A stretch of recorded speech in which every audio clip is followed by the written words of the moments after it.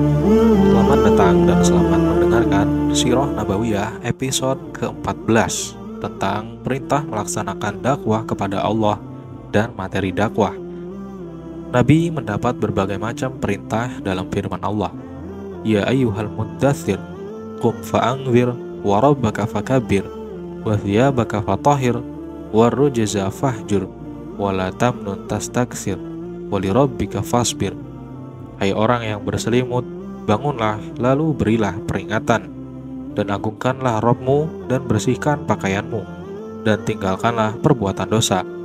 Dan janganlah kamu memberi dengan maksud memperoleh balasan yang lebih banyak, dan untuk memenuhi perintah Rabb-mu bersabarlah. Al-Muddathir ayat 1-7. Pada hakikatnya ini mempunyai tujuan yang jauh, berpengaruh kuat dan nyata yang dapat dirinci sebagai berikut. Yang pertama, tujuan pemberian peringatan, agar siapapun yang menyalahi keridhaan Allah di dunia ini diberi peringatan tentang akibatnya yang pedih di kemudian hari, dan yang pasti akan mendatangkan kegelisahan dan ketakutan di dalam hatinya. Yang kedua, tujuan mengagungkan Rabb, agar siapapun yang menyombongkan diri di dunia tidak dibiarkan begitu saja, melainkan kekuatannya akan dipunahkan dan keadaannya dibalik total, sehingga tidak ada kebesaran yang menyisa di dunia selain kebesaran Allah. Yang ketiga, tujuan membersihkan pakaian dan meninggalkan perbuatan dosa, agar kebersihan lahir dan batin benar-benar tercapai. Begitu pula dalam membersihkan jiwa dari segala noda dan kotoran bisa mencapai titik kesempurnaan, agar jiwa manusia berada di bawah lindungan rahmat Allah, penjagaan, pemeliharaan, hidayah dan cahayanya, sehingga dia menjadi sosok paling ideal di tengah masyarakat manusia, mengundang pesona semua hati dan decak kekaguman. Yang keempat, tujuan larangan mengharap yang lebih banyak dari apa yang diberikan, agar seseorang tidak menganggap perbuatan dan usahanya sesuatu yang besar lagi hebat, agar dia senantiasa berbuat dan berbuat lebih banyak, berusaha dan berkorban, lalu melupakannya. Bahkan dengan perasaannya di hadapan Allah, dia tidak merasa telah berbuat dan berkorban.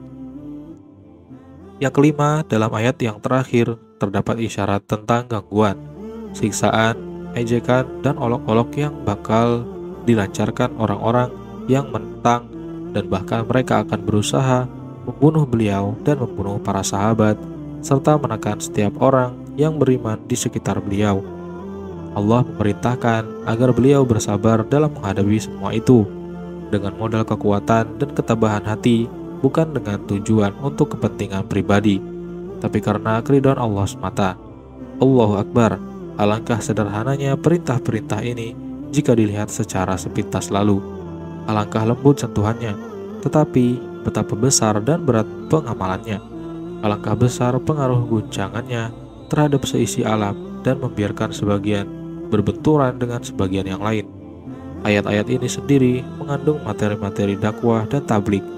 Pemberian peringatan itu sendiri biasanya mengundang berbagai reaksi yang kurang menyenangkan bagi pelakunya.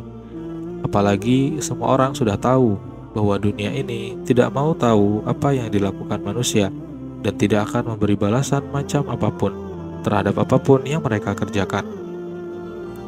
Pemberian peringatan menuntut kedatangan suatu hari di luar hari-hari di dunia, yang pada saat itu akan ada pembalasan. Hari itu adalah hari kiamat atau hari pembalasan. Hal ini mengharuskan adanya suatu kehidupan lain yang berbeda dengan kehidupan yang dijalani manusia di dunia. Semua ayat ini menuntut tauhid yang jelas dari manusia, penyerahan urusan kepada Allah, meninggalkan kesenangan diri sendiri dan keridhaan manusia untuk dipasrahkan kepada keridhaan Allah. Jadi, hal-hal yang terangkum di sini meliputi yang pertama adalah tauhid, kemudian iman kepada hari akhirat, kemudian yang tiga membersihkan jiwa dengan cara menjauhi kemungkaran dan kekejian yang kadang-kadang mengakibatkan munculnya hal-hal yang kurang menyenangkan, mencari keutamaan, kesempurnaan, dan perbuatan-perbuatan yang baik, kemudian menyerahkan semua urusan kepada Allah, dan yang terakhir, semua itu dilakukan setelah beriman kepada risalah Muhammad bernaung di bawah kepemimpinan dan bimbingan beliau yang lurus.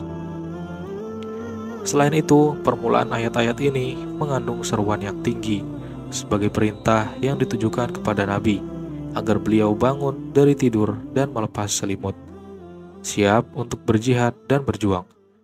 Hai orang yang berselimut, bangunlah, lalu berilah peringatan. Seolah-olah dikatakan kepada beliau, sesungguhnya orang yang hidup untuk dirinya bisa hidup tenang dan santai. Namun, engkau yang memikul beban besar ini, mengapa tidur-tiduran saja? Mengapa engkau santai-santai saja? Mengapa engkau masih terlentang di atas tempat tidur yang nyaman dan tenang-tenang saja? Bangunlah untuk menghadapi urusan besar yang sudah menantimu. Beban berat sudah menunggu di hadapanmu. Bangunlah untuk berjihad dan berjuang. Bangunlah karena waktu tidur dan istirahat sudah habis. Sejak hari itu, engkau harus siap untuk lebih banyak berjaga pada malam hari, dan perjuangan yang berat lagi panjang. Bangunlah dan bersiaplah untuk semua itu. Sungguh ini merupakan perkataan yang serius dan menakutkan, yang membuat beliau melompat dari tempat tidurnya yang nyaman di rumah yang penuh kedamaian, siap terjun ke kancah di antara arus dan gelombang, antara yang keras dan yang menarik menurut perasaan manusia, terjun ke kancah kehidupan. Rasulullah pun bangkit, dan setelah itu selama 25 tahun beliau tidak pernah istirahat dan diam, tidak hidup untuk diri sendiri dan keluarga beliau.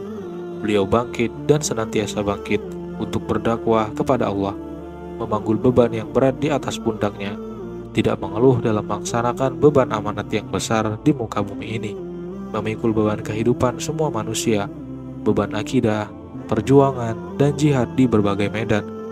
Beliau pernah hidup di medan peperangan secara terus-menerus dan berkepanjangan selama 20 tahun. Urusan demi urusan tidak pernah lekang selama itu, sejak beliau mendengar seruan yang agung dan mendapat beban kewajiban. Semoga Allah memberikan balasan kebaikan kepada beliau dan kepada siapapun. Pada lembaran-lembaran berikut ini akan kami sajikan gambaran sederhana dari jihad yang beliau laksanakan selama sekian lama dan penuh rintangan.